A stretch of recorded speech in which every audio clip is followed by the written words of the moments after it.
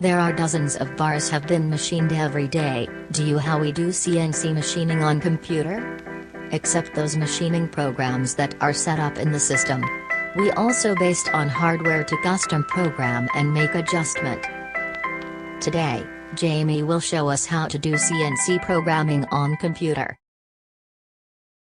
My import button here.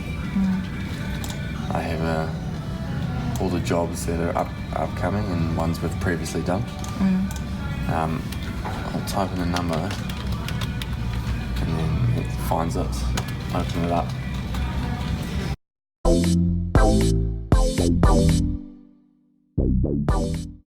The first thing I do is go to Tools, Options, Sheeting Configurator and Configurate. There is just to check what option I'm in for my machinings. There's a different option to go in for each suite because there's thousands of machinings that have been assigned to bars or made. They have to be split up into separate folders. So this one you can see here it's first Metro Thermal. So this job here, as you can see here, is Metro. So I'm more than happy to. That's the one I want to leave it on. Okay.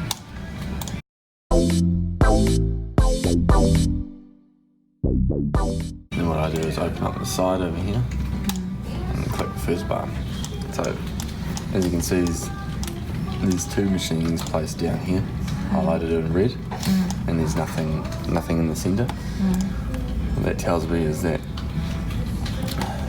you can read down here it's got the Erbo twin bolt non-locking, this will mean it's our restricted casement window.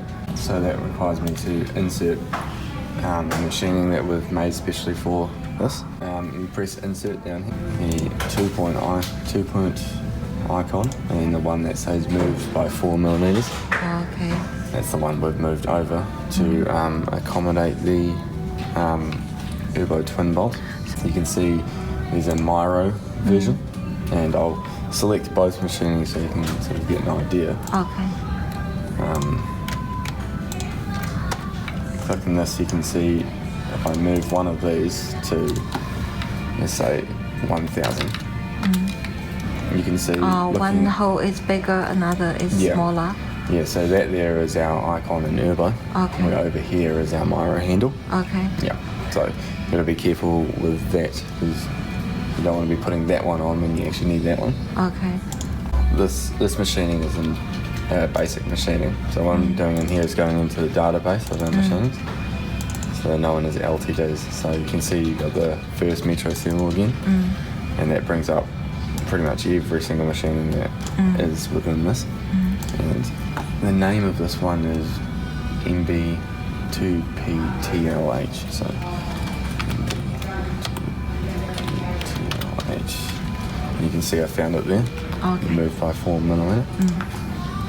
So what I'll do is I'll open this up in CAN Plus.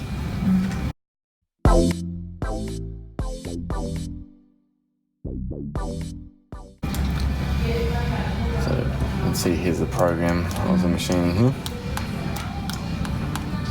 So basically what I've done on this one is I'll just bring it back the way it was.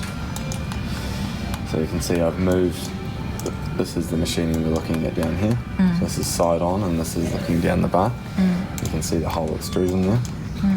And I've moved it 4mm down just to bring it away from the edge. To move something like this, I would select that and multiple, that's right. And it says here -5 in height. If I press that as 0, that moves up. Okay. So we'll just do that as -5 again. Okay. Yeah.